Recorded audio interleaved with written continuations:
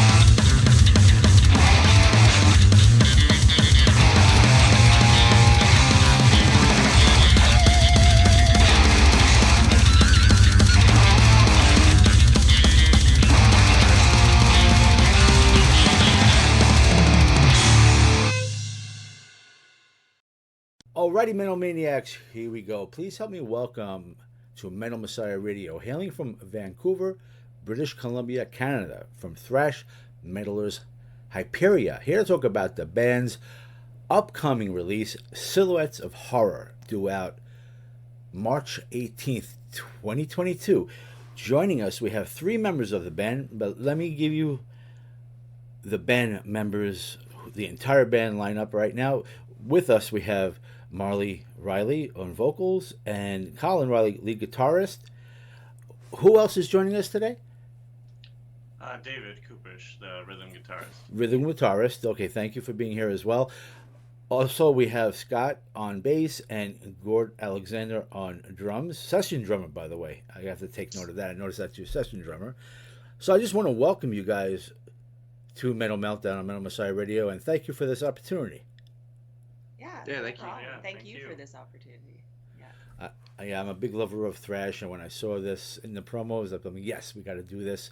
And I have checked out your upcoming full offering. As I mentioned, it's due out March 18th, 2022. Silhouettes of Horror. It's a killer thrash offering. You have stellar vocals, excellent musicianship, and a really cool cover of ABBA's Gimme, Gimme, Gimme. Yeah, it's fun. Yeah. And when I first heard of this, when I heard this song, instantly I heard of this band Synergy. I forget where they're from. Yeah. I think her name is Kim Gross. That's her name. I don't remember. But I remember years ago, 20 years ago, maybe it was. Maybe 30 years already. But I haven't heard anything from that band in many, many years. But yeah, the vocal styling is a lot, I don't know if you call it harsher, but stronger. But I just, that cover of ABBA's Gimme, Gimme, Gimme, I think they did a cover of that as well. And that's probably why I was led into thinking like that. But yeah, really good stuff here. I've been playing tracks from the album already on the show to promote it for the interview. And really, I'm really happy that you're here. So let's learn more about Hyperia as much as we can. And I see that band formed in 2018, and Silhouettes of Horror is the band's sophomore release, the first being your debut in Sanitarium. And I remember you getting with Brother Joker for that interview, and I was there for that. It was great to hear that music, and congratulations on the interview with that. So this is a new interview. I've never talked to you before, so let's start from the beginning. Let's learn about the band, how you got your name, and how you get your tunes together as far as the writing process with music and lyrics. How does this all come to be? Do you have a certain way you do your writing? Yeah, I guess starting with the band name, so Hyperia was kind of, we were kind of battling between a bunch of different band names at the beginning.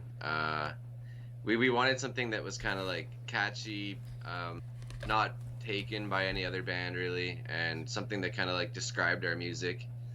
So Hyperia kind of was just a term that, or like a word that was like a mixture of the words hyper and hysteria. And we kind of felt like that describes our music. It's got a cool ring to it.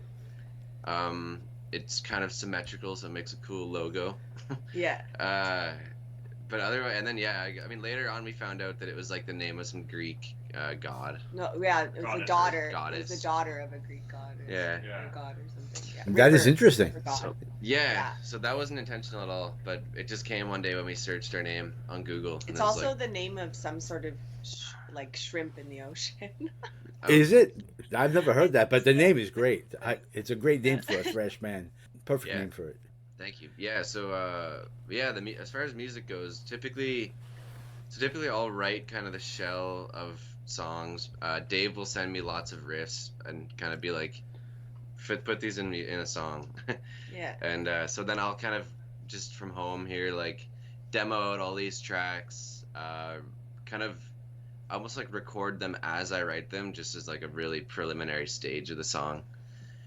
Throw some like shitty programmed drums over it. Can we swear? You can say whatever the fuck you want. Okay, cool. Okay. Cool. Yes. Yeah. Just throw like some drums over it that kind of like gets the idea across of what we kind of want, and then from there, Dave takes the riffs and does his own thing. Scott takes the riffs, does cool bass stuff over it. That like I don't really ever do bass in the demos. I leave. Like Scott will just kind of make it his cool way. Yeah. And then Marlee figures out all the lyrics and the vocal melodies, and for drums, we kind of like we've been through a few different drummers now, but we basically just be like, this is the kind of feel we want in the song, but feel free to make it your own way, like add your flavor, add your fills, that kind of thing. And and then we kind of just jam on it as a band, and like kind of it evolves to almost something different. It always ends up being completely different from the original demo. Yeah. Even though they are technically the same riffs and the same progressions, it like everybody after they kind of put their own spin on it, it turns out, yeah, it's kind of cool. Are you currently seeking a permanent drummer? Have you been lucky with that, or is that a problem that you are continuing to have? We have a new drummer. We're so excited. Great. I'm glad I asked. Yeah. And what is his name? Yeah, Steve Maloney, and he's from Ireland, but he's in Vancouver with us. So Excellent. That's great news. yeah, Yeah, we're And super happy. He's a really great guy, really great drummer. yeah, he fits on the team. Like he just fits in really well with us. So And you look very happy about that, so I'm really happy for you. yeah. Yeah, thank you. Excellent news. And so let's talk about the making of Silhouettes of Horror. I've noticed information about this, but I'd like to hear it from you. So let's talk about what studio this was made at, as far as, where this was, of course, recorded, mixed, mastered, and the production of it. I'd like to hear from you if you could tell us all this information. I'm sure your listeners want to know about this. Cool. Yeah, so the drums were recorded by our friend Gord Alexander in Edmonton, Alberta. He plays in bands like Tessitura, Tides of Karen, Immunize. Yeah, he's a really great drummer. I worked with him on like a cover project for a bit, and he would always record his own drums and send them to me, so I knew he could get a good sound of drums just from his home studio. So he did all the tracks like that, sent me all the stems of the drums. Everything else was recorded here, like at my home studio here in Vancouver. Marlee recorded her vocals in this little like storage room under the stairs. Yeah. Really? We turned it into a vocal booth, and yeah, like we were surprised. It didn't sound too boxy. It sounded We called it because our old roommate had a cat that had their litter box in there, so we called it Katana Studios because that was the cat's name. Yeah. That's interesting. And then so we all recorded here, and then I mixed the album, and then went to Mika at Finnvox Studios in Finland to master it. We've worked with him pretty much on every release we've done, even in my previous bands. He's just like, he's a really great guy to work with, really easy to work with, always delivers like a really good final master. So we knew he's kind of our go-to guy, and he always does a great job. Absolutely. You should be very proud of this release. It's awesome sound, kick-ass sound, I like to say. Really good stuff here. Thank you very much. And the drums, that production company is called Blackout Productions?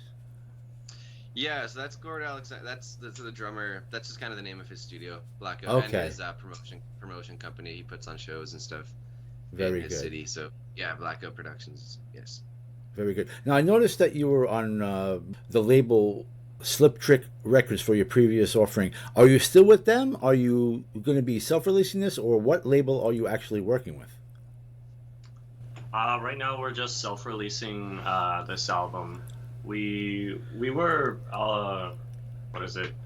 label shopping, but it just ended up being kind of more, we didn't get the result we wanted to, so we were like, let's just self-release it. It'll be better and get PR to promote it. And so far we've had a better reception than we expected we would have from previous trial and errors, pretty much. That's great news. I believe that self-releasing is not a bad thing, that you could actually do better for yourself and you have more control over your product than trusting in a label and expecting them to do everything for you when they do very little.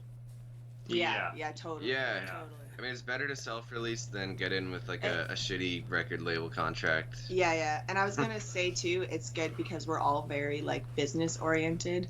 So we all have like different roles that we play in the band when it comes to behind the scenes, right? Yeah. Just trying to deal with PR, setting up shows, setting up, anything that we finances is me. But yeah.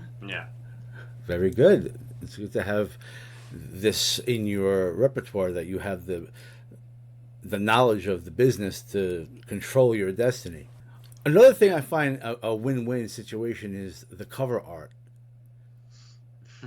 I really enjoy looking at this. It reminds me of the legends of horror films, like a Freddy Krueger type of image, but instead of the knives or claws, you have like tree stems coming out of the hands. It's quite scary. So that's my interpretation of it. But if you could tell us more about this image for this upcoming release and who designed it, and also I'd like to know more about the band logo. I mean, the color scheme is fantastic, especially for people that love purple. It's really great.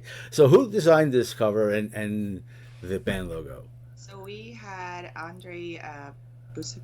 Andrei Busakov. Yeah, Busakov designed this. He's done a lot of thrash metal bands, and yeah, he did a really killer job. I'm the one that had the vision of what I wanted, and everybody else, put in what they want. But basically, this is like kind of personal, this artwork for me, because I actually suffer for something called hypnagogia, which is the first song on the album. So it's basically it's almost like sleep paralysis, but you can move. So it's basically the state between sleep and wake, like you're awake but you're still dreaming. So you can see like images, shadows, and sometimes I used to scare the crap out of Colin, because I'd be like, oh, there's bugs all over you, and then I'd wake up and then I'd be like, okay, that was just a dream. But yeah, so it's like a state between hallucinating. Hallucinating, but it's only you're still sleeping technically, but I totally remember everything. When I wake up, I'm like, yeah. I've never heard of that before. That's quite interesting. Wow. Yeah. So that's something that I go through. Hasn't been as often lately, but yeah. So that was kind of what inspired the artwork, I guess. Wow. So, yeah. Yeah, and then basically we got we'll hold it up. People know what we're talking about. So yeah, we that kind of shadow figure there. He's he's called the Hat Man, and it's kind of like this kind of lore. He's a shadow figure that a lot of people just happen to see when they're having sleep paralysis or whatever. Like, it's just a lot of people have reported seeing a shadowed figure wearing a hat, which is kind of creepy. How just a lot of people see that, but that's kind of that's what he is. He's known as the Hat Man, and but yeah, basically the album itself is about sleep terror, nightmarish hallucinations, mixed in with a little bit of just government mind control experiments and also greed of the world as well. Yeah, it's not completely a concept album. I mean, I don't think in our last album wasn't really either. We have a lot of songs that have to do with one thing, but then there's also things that are just random thrown in there. Yeah. It may not be a concept album, but it sounds like it is. It's great topics you have in it. Very personal, and I really respect that. Give us a reminder of who created your band logo, because it really pops. Oh yeah, that guy's name was Uki Bloodart. He was a Indonesian artist he did a really, really cool job. We basically sent him this really rough chicken scratch logo that I think Scott and you kind of were trying to. Yeah, it was mainly Scott that did it. Yeah. They just sent this really shitty little whatever, and then he just took it and he was like, "Do you mean this?" And we're like, "Yeah, that's what we want." That's exactly. Yeah. Wow. So he did a great job. I'm glad everything really worked out for you, and we're living in current times, and we know that pretty much the world has come to shit because of COVID. So I need to ask you, because every band has their own personal experience. So how was your experience dealing with this COVID on a personal level and on a band level, and its effect on your live performances? Obviously, we know it's not a good story. The only thing that you could say is a strong point about COVID, it gives you the opportunity to spend more time on your music, that you could come up with great music. But what has the effect been on your live performances, and have you had any past performances that you would like to talk about? And going forward during this COVID situation, which hopefully gets better, have you been able to plan for a tour support for Silhouettes of Horror? Well, so we had a whole tour planned right before COVID hit. It was like COVID hit in March, and we were supposed to go out in May. The United Kingdom, Europe, like Latvia, Russia, Poland, Czech Republic. Czech Republic, I think Slovenia as well. And then we were supposed to come back here and tour, what was it, 3 provinces, Saskatchewan, Alberta, and British Columbia. Some Hit up like festivals, 3 yeah. festivals. And it was almost 3 months of touring that we had to completely scrap and take the hit for, because all the venues didn't want to return any money. They wanted to just keep postponing, and everyone else is like, oh, just postpone it.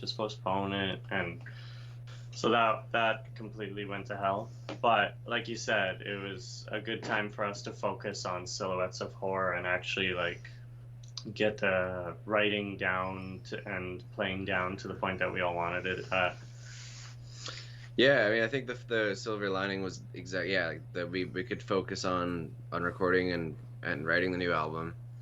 I mean, yeah, and it's like every band I feel like suffered to some extent from COVID. Every Absolutely.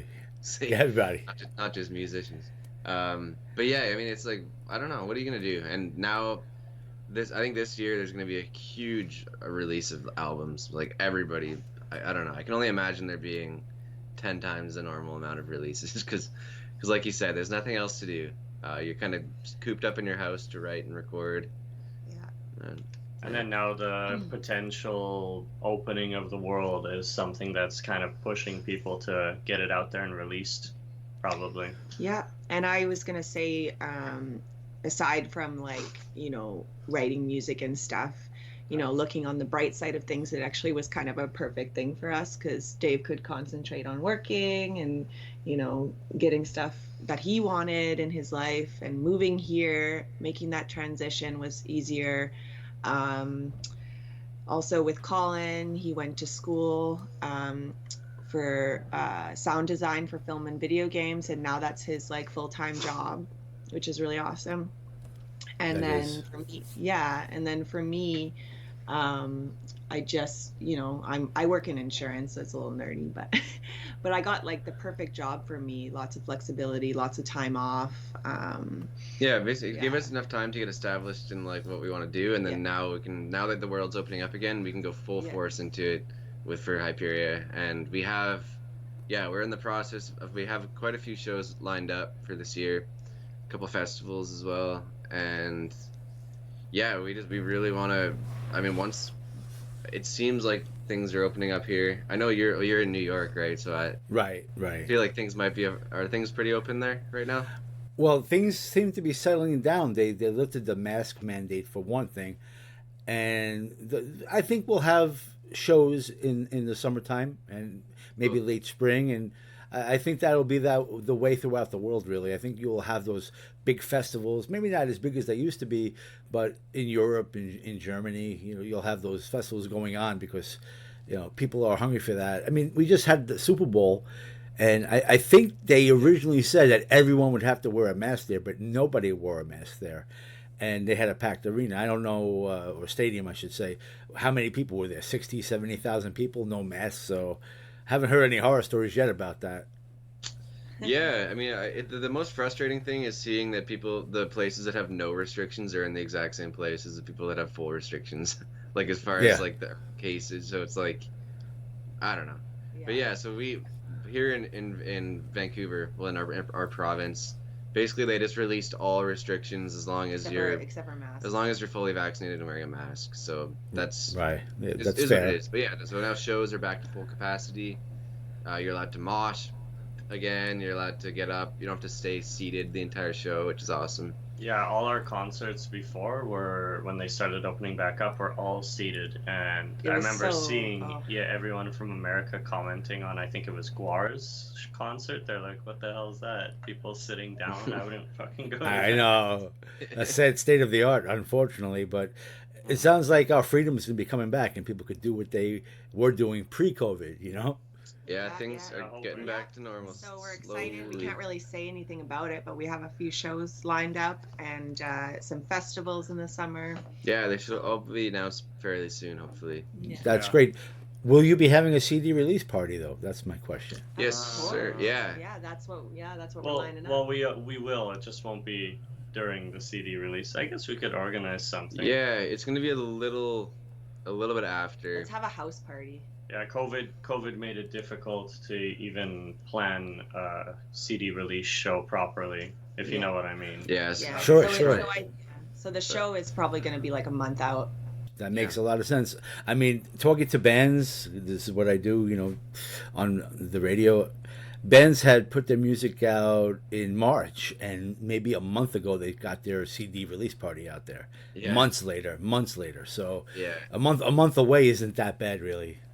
Yeah, all things considered, And I mean that way too, people get to know the album, and then and then people kind of might be more familiar with the songs, and get stoked, rather than hearing them for the first time live, which is also cool. But yeah, whatever. I agree with that, and that's why I feel videos are so important. So I want to tell people to check out the Hyperia band channel on YouTube. There I noticed there was a video for Experiment 77, an official audio video, and I like to talk about the making of this and if there's a plan to create new official music and lyric videos for Silhouettes of Horror, because I think that is very important in this day and age with what has gone on as far as touring. You don't want people to forget Hyperia. You want people to say, okay, Hyperia is still doing their thing. Check out their video, and when they get to do touring, we're going to go check them out live. That's how I feel anyway. Yeah, totally.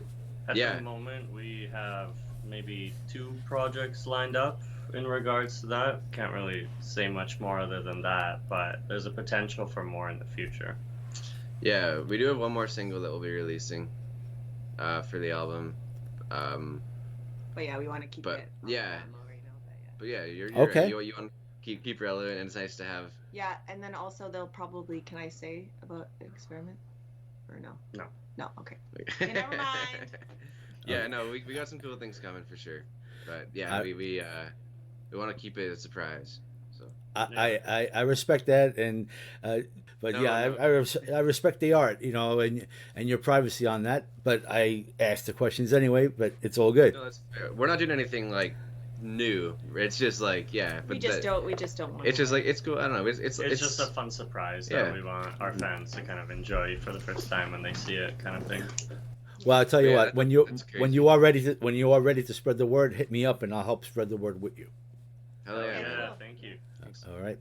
Well, one thing that is very important is always teaching the fans of Hyperia how they could support the band by getting merch. So I'm going to give some links, and you could tell us which is the best link. I'm going to assume it's Bandcamp most likely, but you tell us which is the best link, and then you could tell us what merch you currently have available, and if you're in the process of making merch, you could also let us know about that. So I'm going to give your Bandcamp, of course, hyperiametal.bandcamp.com, and of course I'm going to give your facebook.com, Hyperia Band Official, and you also have Instagram, Hyperia Metal. It's Instagram.com, Hyperia Metal. Would you say that Bandcamp would be the place to go for merch, or do you have a better link than that? No. Totally. Yeah, Bandcamp is the place to go. Yeah. We always update our merch that we have in stock on there. And, I mean, if you could buy some stuff on Bandcamp Friday, that way 100% of the profits go to us. That happens, I don't know, once or twice a month. But otherwise, Bandcamp. And we always check those, or all orders are shipped within like 5 days of the order being placed. So, is it only this Friday or every Friday? It's kind of random Fridays. They will announce. Yeah, they'll usually announce it like a few days before. And then we'll post something Friday. on our page. Yeah, we always try and announce it. Yeah. I've never heard of that before. This is the first time I'm hearing about something like that. That's actually really good for the bands. Yeah. It's awesome. Yeah, they did it a lot through COVID. I think. Like during COVID, they did it at least once a month, but maybe now they did it like even a couple times a month. Yeah, I think now it's maybe down to once every 2 months or something. But yeah, I mean it's cool. It's a great way to you can get all your merch that day, and then yeah, exactly. Like Bandcamp takes none of the profits from that, which is cool. That's great to know. I mean, they deserve profits too. They're helping a lot. Yeah, everyone deserves to make a living, right? Yeah. Right. So let's talk about merch. What do you currently have available, and what do you see for the future of merch? Well, right now we currently have some sizes are gone, some sizes are there, but we have 4 t-shirt designs. Most of them are in tank top or t-shirt because we're really trying to push the option of if you want a tank top as a girl instead of having a t-shirt or a guy. You have that option just so that it's, it's there. We have 2 different types of patches. We have 2 stickers. We have 4 posters. We have a sweater. Booty shorts. Zip up. Yeah, we have the booty shorts. And I feel like I'm missing one thing. Oh, yeah, we got cassettes and CDs on there as well. And unfortunately, our Fish Creek Frenzy EP is fully sold out. So if you have that anywhere, that's the last copies. Those are all, collector's items now at this point.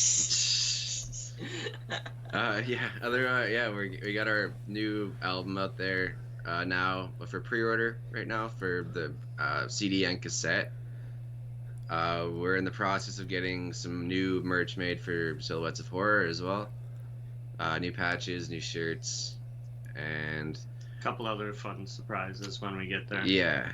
Eventually, we do want to. I mean, we've been in the process of getting vinyl made for our first album for like over a year. But I think COVID's really fucked that up. Just like, I don't know. Yeah, I think it's just like really messing up the production. Just a lot of production delays. But in the future, we do really want to release both on vinyl. I was actually just going to ask that, so that's really great to know that you are looking into doing that. Some bands I've talked to, they say that it's become really expensive because of COVID, that labels don't really want to do it because the cost effect is not there for them, which is very sad. And I hope that changes. But I mean, I don't know if it's like it is in Canada, like it is here in the States, but our inflation has gone crazy. The price of fuel, the price of food, everything is so expensive now. And I don't know if it's COVID related or just that our president is giving everything away. I don't want to be political, but he gives everything away. And as soon as he started doing that, I said, you know what? It is what it is, but we're going to wind up paying for this in the long run, and we are. That's how it goes. I know. Seems like the same across the board, no matter where you are. Yeah. I think the giving away thing, I think that it's just done in an improper way.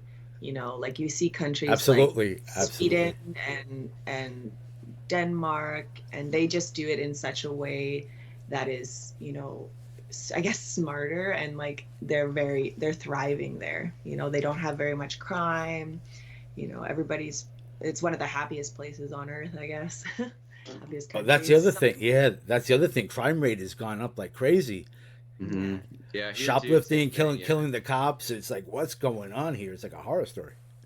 Yeah, it's crazy. I mean, here we've just got some, like, the amount of just homeless people and like drug addicts has been insane. It's just been getting worse and worse, and that's probably completely due to just the economy. And I mean, like you say, not to get too political, but yeah, we're living in really fucked up times. That's the basic thing, We are. It's really sad in Vancouver. We have our own kind of what is it? Struggles. No. The street. Yeah, so we have East Hastings. Skid Row kind of. It's like a Skid Row kind of area, and it's incredibly sad. But at least they're left alone. Like they have their own. Yeah, people the cops. They kind of let them live there. They don't bug them too much, which is nice. Yeah. It's sad, but at least they're able to live here. Like it doesn't get too cold here too, luckily. Yeah. Well, like this is what constantly driving them out or something. Mm-hmm. Yeah. This is why we need metal music. This is what lifts our spirits. Because without this, what a fucked up situation it is. Seriously, we need. They always say, it's been said, music is life, but that is true, and metal just makes life better. That's a fact. Yeah, you're right, man. Yeah. Yeah. And would you like to talk about gear? Do you enjoy talking about your gear? Yes. Please feel free to talk about anything that you'd like to as far as your gear. Go for it, Dave. Oh. For me, I've been using for my amplifier. I've been using an Engel Powerball. I snagged that up a few years back when it was possible to get one in Canada, and I've never liked any other amp more. I've tried like Marshalls and like what was that Black Stars and all that stuff, and I just can't get the same sound that the Germans made in that damn amp. It's so beautiful. And what is it? I used to play a Schecter all the time, but Colin's little love for Jackson's got me to snag a Jackson Kelly, and I've been slowly falling in love with that one and starting to sound a bit better. Other than that, I don't use anything else. I don't do any pedals or any other equipment. I just straight plug into the amp, just get that kind of natural sound from the amp, not too much anything else. Yeah, Jackson and Engel for me as well. And I play the Jackson Rhodes, the RR24. I have two different ones. I got the black and yellow version and the black and green one. And for my amp, it's an Engel E530 preamp with a Rocktron mainline power amp. And similar to what Dave said, the Engel sound is just, I don't know, for us both, it's just like the perfect thrash tone. And what about your amp, the one that, never mind. Okay. Yo, feel free to mention anything about your amps or whatever, no problem. So that's plugged into a PV cab. And I think Dave's full Engel head and cab. That was the word I was looking for. But honestly, Jackson and Engel. Our bassist uses Charvel bass, which is just basically an early Jackson. And I think what is his amp? SKB. SKG Goliath 2. SKG. Is that what it was? I don't know. We don't know anything about bass gear. Okay, no problem. Sounds no cool. problem. He likes it. On the album, actually, he used an Ampeg SVT amp. Just with that and kind of that in combination with a direct-in pedal.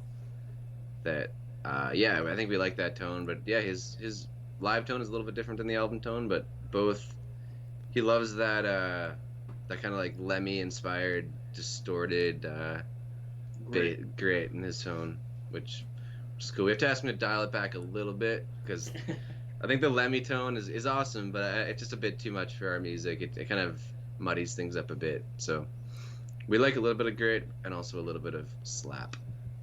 I understand that, and thank you for talking about gear. And I would like to talk about, if you're into talking about it, like what you do when you're not doing Hyperia, including whatever side projects you may be involved in. I mean, I know that Marlee is currently in a 3-song EP, and the song she does, she nails it. That's with Triskelion. John Asher sends me I'm on his mailing list, and he said Ben was looking for like an interview or airplay. So I've been doing airplay, and we have Robin's Realm, which is a segment of my show, and actually Triskelion was featured, and I did play your song because I prefer your voice over the male vocalist, and I feel kind of ripped off. It's only 3 songs, and only 1 song is by you, but it deserves to be mentioned. And I told John I was going to mention this. If you're okay about talking about it, you could talk about that, Ben, as well. And I noticed that Colin is also involved in a band called Skymer, and I don't know if you're still involved with that band, but if you would like to talk about any side projects that you're involved in or what you do for your livelihood besides the band, feel free to talk about that as well if you would like to. So we were both part of Skymer, actually. Oh yeah? I was the keyboardist.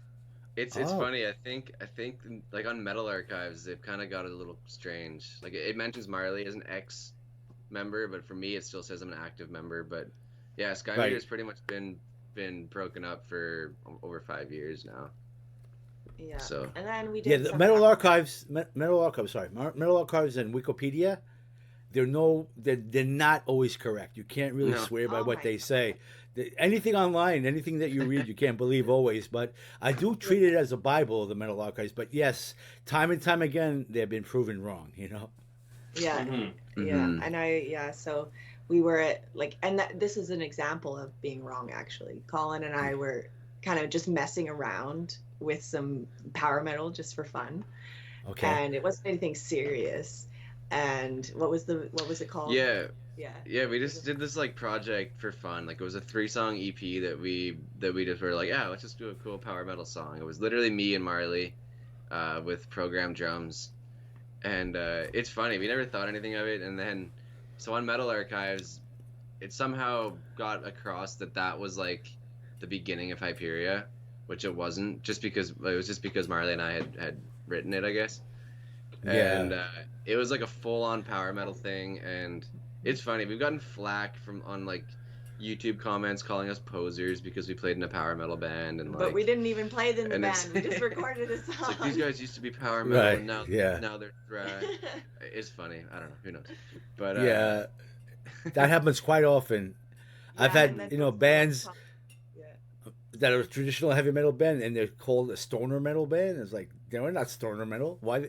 I don't know who creates the pages for Metal Archives. I always thought it was the band, but it might be a fan, and sometimes it's just wrong. It's just random people, as far as I know. And then one time we had a comment on our video that was like, "Oh, it's on Metal Archives, so yes, it must be true." Yeah. We're like, well, that's funny, right? That's crazy. Yeah.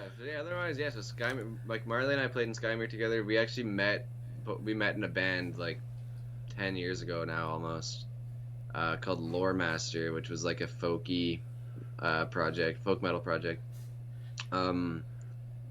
We've just played in lots of bands over the years. But yeah, Marlee's been in that Triskelion band for that EP, which is cool. She did a good job. Cool. Yeah, really good. I'm very lucky to have a sound engineer as a husband. Yeah, it came out nicely. Yeah.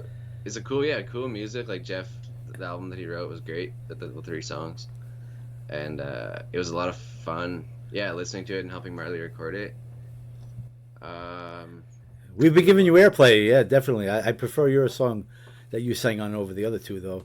But good stuff. Yeah. Otherwise, we've just been busy with personal life stuff too, I guess, like balancing the band, and Dave works as like a chef pretty much every day of the week, 24 hours a day. Much respect for that. Oh. Yeah. Thanks for that. Yeah. I used to be in the restaurant business. I know what that's like, Yeah. Other than that, I've been busy working, doing sound for films. That's pretty much been swamping me lately as well. We've all been insanely busy, but we're trying our best. I mean, we're keeping up with our 1 or 2 days jam a week to keep it fresh, especially with our new drummer now, wanting to... before we were just jamming to the album drums that Colin kind of just isolated. Yeah, but now, so we're doing great. We're all feeling really happy. We're just trying to get all the everybody getting track. We haven't played with a full band in almost a year and a half, I guess, so... it was pretty exciting, and we just had such a groove going on. We're just like so stoked. Mm-hmm. And then for me, I work part-time from home now, so like, a few days a week, and then I go into the office, and it might sound nerdy, but I really like my job. So like, and when you really like your job, it makes when you're done work, you have the energy to do the things you need to do for even being in a band and the project and stuff. So being in insurance is great, especially if you have a computer. You can always work from home. And that makes it very convenient, and you can still make money, which is good. And so I'm really I definitely feel your enthusiasm with this new drummer, and I feel how happy you are, and we are all happy for you, and we are really happy that Hyperia is at a good point right now. So congratulations on that. Thanks. Thank you, man. Yeah, we appreciate your support. Able to maybe make it down to the States soon. That's always our goal now. Yeah. Kind of. Yeah. To get stage shows. We let's hope that this COVID is really phasing out and fading out, and we'd love to see you here in our neck of the woods. Yeah, that'd be super awesome. We already have friends, and we played with a band called Hatchet from America. But they're from California. Hatchet. They're from the Bay Area thrash area, sure. Yeah. So we have like friends over there, and it's just it's something we've been really looking forward to doing. Hopefully, in the future. For now, just gotta open that can back up and get on one the day at a stage. time. Yeah. Exactly. That's a great attitude, and we wish you the best with that. And at this time, would you like to say anything to the Hyperia fans that are tuning in right now? Oh, just thanks for your support. We really appreciate it, and love you guys, and hope to meet you one day at a show. Yeah, totally. Thank you guys. I mean, that we love seeing all your comments and engagement with our stuff. Hit us up just to talk or to say hi or whatever. Otherwise, we really do want to. It's our goal to play everywhere one day. So hopefully see you guys open up the damn pit finally and get to see you guys banging fucking heads as hard as possible. Can't wait for that. Yeah. Jesus Christ. I want to jump into the crowd and crowd surf, and I want to get right in there. I have a wireless microphone, so I'll just get out into the stage, or I'll get off the stage and just kind of go like this with people, and stand in the crowd. It's a lot of fun. You sound stoked about this, and this is really great. The future looks really promising for you. I want to just congratulate you on that, and I really want to thank you for spending time with us on Metal Meltdown on Metal Messiah Radio tonight. I really have enjoyed talking with you. It's been a real pleasure, and to talk to you about your upcoming release, Silhouettes of Horror. I just want to make sure that we informed the listeners of everything that we can about Hyperia. I think we've done a good job, but I want to give you the opportunity. If we have left anything out, if there's anything else that you'd like to discuss, I want to give you that opportunity to bring it out. I think you've nailed it, man. Yeah, you mentioned it all as far as I'm concerned. Yeah. So thank you for doing all that research, and it's not that complicated. It's not that complicated. I have kind of a system, and it's all about the information. I just think about, what can we inform the fans about everything related to this album, and you answered all the questions, and you informed the listeners the best that we can. I just want to make sure, I don't want to leave any stone unturned in case we missed anything. So I think we really did a good job. It's been a pleasure to talk to you, and I hope that we could do this again with every future release that you have. You'll have my continued support, no matter if it's Hyperia or any other side project that you want to support and promote. You let me know. We'll do what we can, because here in the underground, we have to support each other. That's the way it is, Hell yeah, man. Yeah, thank you, Dave. We appreciate the chat. It was awesome. Thank you. Meeting you. Thank you. I think Thank Dave you. wants to say from one Dave to another. From one day to Thus, Dave's got to stick together. That's it, right? Yeah, I want to wish you really a lot of success for this new upcoming release and everything to follow with it, your touring and your videos and everything that you want to do. Have a great 2022. Stay healthy out there, and may you have the best of success in all the years to come. Let's crank up some more music off of Hyperia's Silhouettes of Horror now and crank it up loud. Let's do it.